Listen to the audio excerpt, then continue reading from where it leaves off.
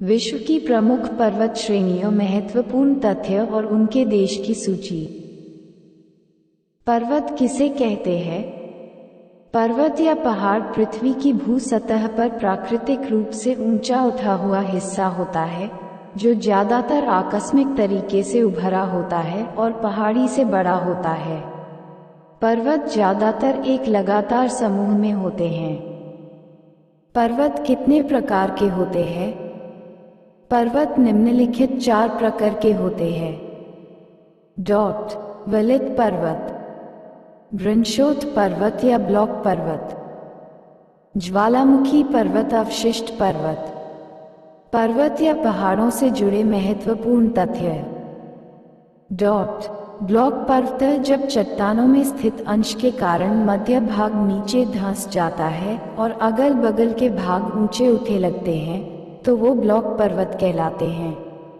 बीच में धंसे भाग को रिफ्ट घाटी कहते हैं। इन पर्वतों के शीर्ष समतल और किनारे तीव्र भ्रंश कगारों से सीमित होते हैं। इस तरह ते पर्वत के उदाहरण हैं Vosges, France, Black Forest, Germany, Salt Range, Pakistan. अवशिष्ट पर्वत ये पर्वत चट्टानों के अपरदन के फलस्वरूप निर्मित होते हैं, जैसे विंध्याचल और सतपुड़ा, नीलगिरी, पारसनाथ, राजमहल की पहाड़ियाँ, भारत, सिया, स्पेन, गैसा और बूटे, अमेरिका। संचित पर्वत भूपटल पर मिट्टी, बालू, कंकड़, पत्थर, लावा के एक स्थान पर जमा होते रहने के कारण बनने वाला पर्वत संचित पर्वत कहलाता है। रेगिस्तान में बनने वाले बालू के स्तूप इसी श्रेणी में आते हैं।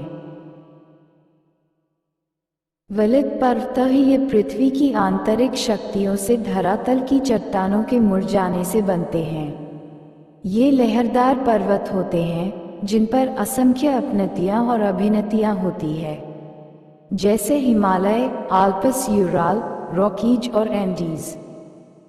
वलित पर्वतों के निर्माण का आधुनिक सिंधात प्लेट टेक्टोनिक की संकल्पना पर आधारित है। जहां आज हिमालय पर्वत खड़ा है वहां किसी समय में तैथिस सागर नामक विशाल भू अभिनति थी। दक्षिण पठार के उत्तर की ओर विस्थापन के कारण तैथिस सागर में बल पड़ गए और वह ऊपर उठ गया। इसी से संसार का सबसे ऊंचा पर्वत हिमालय का निर्माण हुआ। भारत का अरावली पर्वत विश्व के सबसे पुराने वलित पर्वतों में गिना जाता है। इसकी सबसे ऊंची चोटी माउंट आबू के पास गुरु शिखर है। इसकी समुद्रतल से ऊंचाई 1722 मीटर है। कुछ विद्वान अरावली पर्वतों को अवशिष्ट पर्वत का उदाहरण मानते हैं।